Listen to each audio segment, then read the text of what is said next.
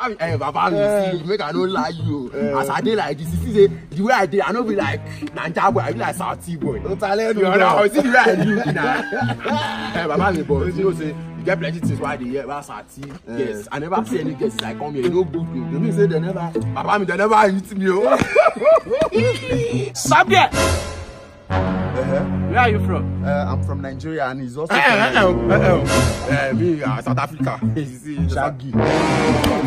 Now all those xenophobia, they go shop for them. Me, Soweto, my mother is Soweto. My father from Zulu, Madiba. Ayi.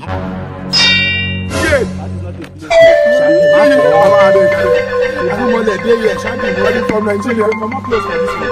I'm from Nigeria. Shaggy, my boss. I'm from Nigeria. I say make you know for. I fall.